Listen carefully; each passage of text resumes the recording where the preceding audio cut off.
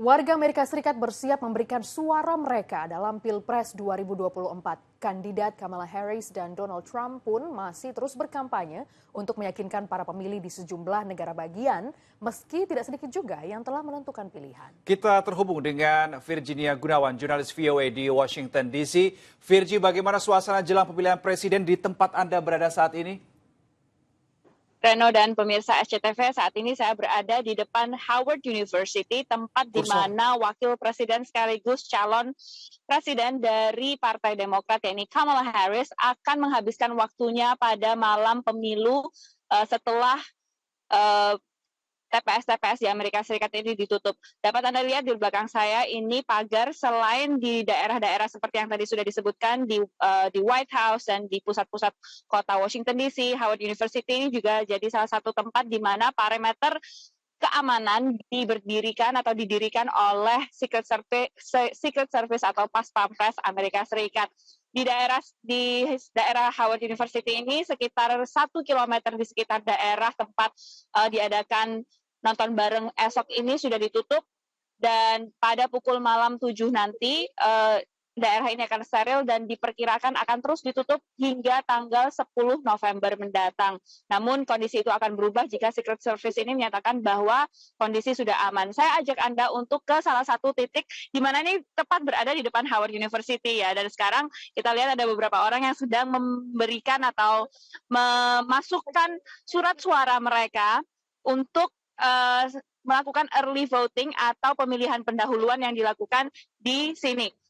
Bagi mereka yang ingin memberikan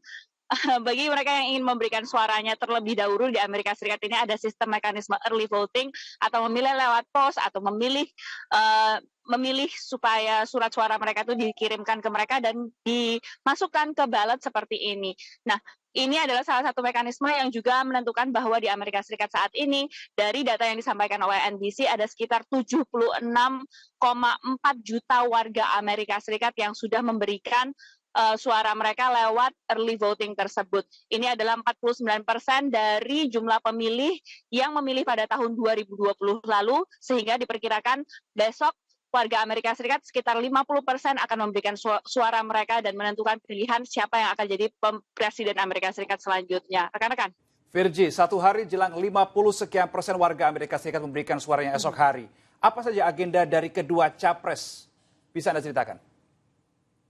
Ya, di Amerika Serikat ini tidak ada yang disebut dengan masa tenang ya, berbeda dengan Indonesia yang kita tahu ada masa tenang. Nah, saat ini Kamala Harris dan juga Donald Trump, mantan Presiden Amerika Serikat dan juga calon presiden dari Partai Republik ini sedang melakukan kampanye mereka di detik-detik terakhir sebelum pemilihan tersebut. Kamala Harris melakukan kampanye di negara bagian Pennsylvania dan dilaporkan bahwa sejumlah bintang besar akan menghadiri penutupan dari kampanyenya di negara bagian Pennsylvania ini. Pennsylvania ini adalah salah satu negara bagian penentu di Amerika Serikat yang punya electoral votes atau suara elektoral sebanyak 19 yang akan bisa menentukan kira-kira siapa yang akan jadi presiden Amerika Serikat selanjutnya. Sementara Donald Trump ini melakukan kampanye bahkan di 3 negara bagian sekaligus di hari ini, dan negara bagian ini adalah negara bagian penentu dan akan diakhiri di Michigan, salah satu kantong suara terbesar bagi pemilih Muslim yang ada di Amerika Serikat.